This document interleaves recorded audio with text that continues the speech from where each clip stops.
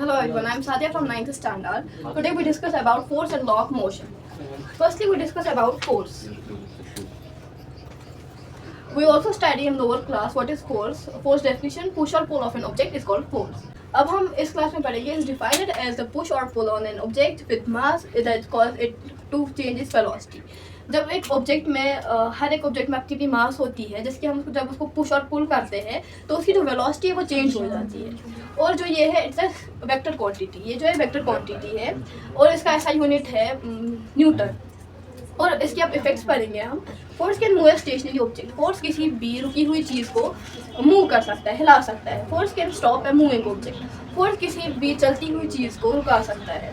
Force can change the direction of moving object, force किसी भी चलती हुई चीज़ की डायरेक्शन चेंज कर सकता है या स्पीड चेंज कर सकता है। Force can change shape and size of object, force किसी भी चीज़ की शेप और साइज चेंज कर सकता है। एवरीवन, हमें आज पढ़ना है types of force. Balance force क्या होता है? बैलेंस फोर्स क्या होता है? जिसका रिजल्टेंट अप्लाइड फोर्स 0 होता है। अनबैलेंस फोर्स क्या होता है? जिसका resultant applied force greater than 0 होता है।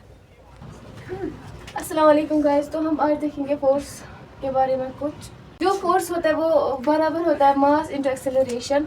मास जो होता है वो केजी होता है और एक्सेलरेशन का मीटर पर सेकंड स्क्वायर जो वो बराबर होता है न्यूटन के। और जो ऐसा यूनिट है फोर्स का वो होता है न्यूटन।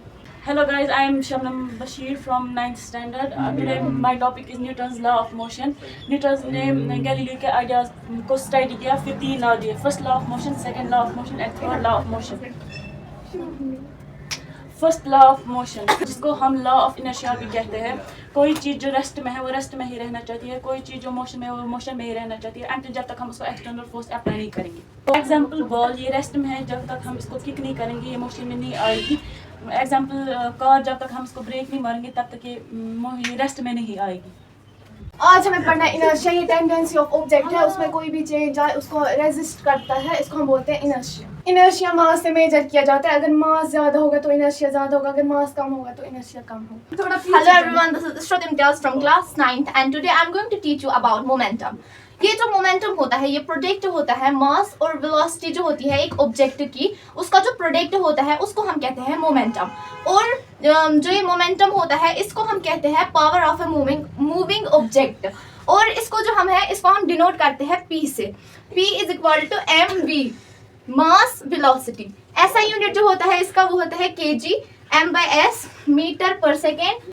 अगर जो है मास या वेलोसिटी जो है वो किसी ऑब्जेक्ट की जो है इंक्रीज होती है तो मोमेंटम भी ऑब्वियसली इंक्रीज हो जाता है। और अगर कोई जो व्हीकल है वो जो है वो हाई स्पीड पे चल रहा है तो उसका जो मोमेंटम है वो भी ग्रेटर होगा। और ऐसे ही व्हीकल वो स्लोली चल रहा है तो उसका जो मोमेंटम है वो भी स्लो होगा। अब हमें पढ़ना है सेकेंड लॉ ऑफ मोशन के बारे में। सेकेंड लॉ ऑफ मोशन बस इतना है, force is directly proportional to rate of change of momentum. Hello guys, welcome to our favorite channel Dear SD. As you all know, I am Mahmoud Ayan and today our topic is third law of motion.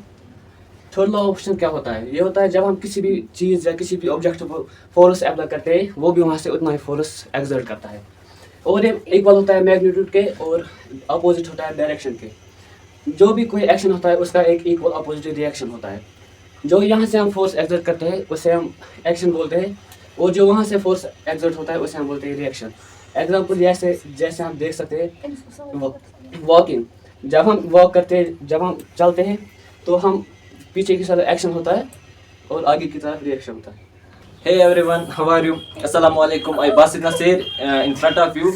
So we will discuss about conservation of momentum. तो सबसे पहले हम देखेंगे momentum क्या होता है। Momentum हम उसको कहते हैं मास इनटू वेलोसिटी, हम मोमेंटम को कहते हैं। तो अगर इसकी SI यूनिट की बात करें, इसकी SI यूनिट है के मीटर पर सेकेंड। तो पहले हम देखेंगे momentum, conservation of momentum. When two और more objects act upon one another their total momentum remains constant provided no external force. यहाँ पर ये दो ऑब्जेक्ट्स है, मास 1 एंड मास 2। तो ये अगर ये आगे चलेंगे इनकी यहाँ पर एक कोलाइड होते हैं तो कोलाइड होने के बाद इनकी जो वेलोसिटी है वो सेम नहीं रहती है, वो डिफरेंट होती है। तो यहाँ पर कंजर्वेशन ऑफ मोमेंटम हमें क्या बोलते हैं? कंजर्वेशन ऑफ मोमेंटम बोलते हैं ये जो इनिशियल मोमेंटम है एंड फाइनल मोमेंटम है ये इक्वल रहती है। सो गाइस, आज जो हमारा ये चैप्टर नंबर 2 था law force and laws of motion, ये हमने आपके सामने आज डिस्कस किया। इसके इंपॉर्टेंट कॉन्सेप्ट्स और पॉइंट्स हमने आपको बोले। अब आई होप आप सबको समझ आया होगा। Thank you so much.